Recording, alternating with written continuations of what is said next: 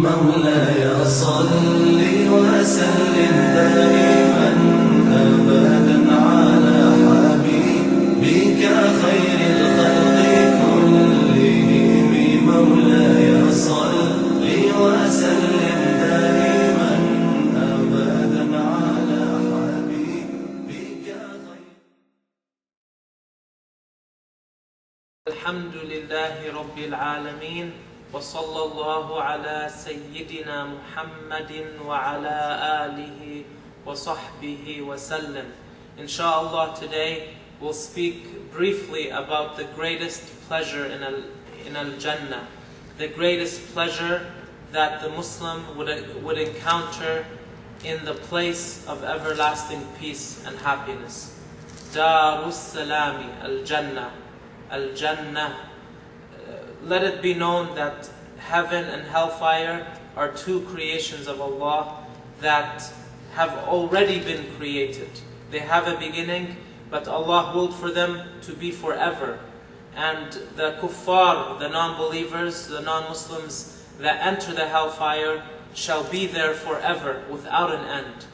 And they would not feel a moment of relief or a moment of peace, a moment of relief they would not feel in the hellfire.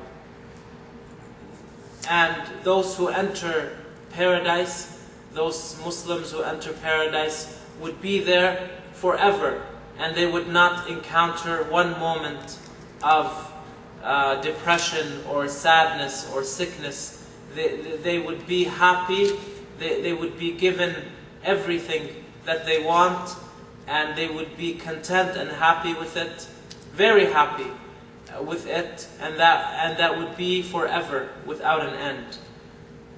But today, inshallah, we'll speak about the greatest, the highest, the most important blessing, or the greatest, blessing in Al-Jannah, and this is seeing Allah Ta'ala. And the proof to seeing Allah Ta'ala is in the Qur'an and in the Hadith.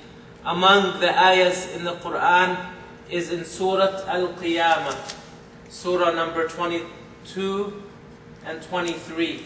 Allah Ta'ala says, وُجُوهٌ يَوْمَئِذٍ نَاظِرَةٌ إِلَىٰ رَبِّهَا نَاظِرَةٌ, which means that faces on that day, meaning on the day, at the time that they will be in Al-Jannah, would be full of happiness. Nadirah, full of happiness. And it's an expression to mean that they would be bright, full of happiness. Ila Rabbiha, to their Lord, nadirah, meaning they would see Allah Ta'ala. And their happiness is a result of them seeing Allah Ta'ala. All of the Jannah, all of the pleasures in Al-Jannah would bring happiness to the believer in Al-Jannah. But the greatest blessing, the greatest happiness, the greatest pleasure in Al-Jannah is to see Allah Ta'ala.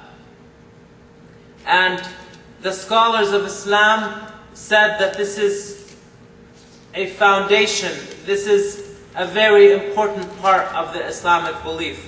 We believe in seeing Allah Ta'ala, but we don't believe that seeing Allah Ta'ala will be in a form, in a likeness to the sight of any creation. If I look at a thing in front of me, or a distance away from me, that thing I look at, that object I look at, is either larger than me, it's either smaller than me, or it's either my size. If I look at you from a distance, you might be my size, you might be larger than me, or you might be smaller than me. If I look at the sun, which is very far from me, I know that it's larger than me. I know that the sun is larger than me, and the sun has a size, and there is a distance between me and the sun that is in the sky, very far, very far. there is a distance between me and that sun. The seeing of Allah Ta'ala in Al-Jannah is without a distance, without a form, without a body. If you think about that, you cannot imagine this. This is not something you can imagine. Because when we see the creations, when we see in this world with these eyes, whatever we see as an object is a mass. It has a mass, a shape, a form. It's a distance away from us. This is the case with our eyes in this dunya, in this world. This is the case with what we see when we look at a creation, up or down or right or left or front or back. This is the case with the creation. Seeing Allah in Al-Jannah is not like seeing a creation. When we say we will see Allah in Al-Jannah, we do not mean Allah is in the Jannah. No way, absolutely not. Allah Ta'ala is not in any location. Allah Ta'ala is the creator of time and place. And Allah Ta'ala is not located in Al-Jannah or on top of Al-Jannah or under Al-Jannah or in any makan, in any place. The great scholar of As-Salaf, Al-Imam Abu Ja'far al-Tahawi, the great Egyptian scholar who wrote a book of the Islamic Aqida, he said in his famous book, لا تحويه الجهات الست كسائر المبتدعات, which means that the 6 directions do not contain Allah, just as the case is with the rest of the creations. So we must believe that Allah is seen in Al-Jannah. Allah will give Muslims the power to see Him in Al-Jannah. Not with these eyes. These eyes that Allah has given us in this dunya are called uyunun thaniya. They are temporary eyes that will cease to exist. But the eyes of Al-Jannah are called uyunun baqiyah. They are everlasting eyes. They will last forever. And with those eyes, that insha'Allah ta'ala, if we enter Al-Jannah, with those eyes, we will be able to see the one who is not like the creation. The one who is not a shape. The one who is not a body. The one who is not a light or spirit. The one who there is no equal to. لَيْسَ كَمِثْلِهِ شَيْءٌ وَهُوَ السَّمِيعُ الْبَصِيرُ. This must be a firm belief in the heart of every Muslim. Be firm that Allah Ta'ala will grant us, insha'Allah, the people of Islam, to see Him, which is the greatest blessing in Al-Jannah. And this seeing is not in any way similar to the seeing of the creation. And to this we need to stick to an important fundamental, and this was said by our Imam, the best friend of Rasulullah, Abu Bakr as-Siddiq radiyallahu ta'ala anhu, al-ajzu an darak al-idraki idrak.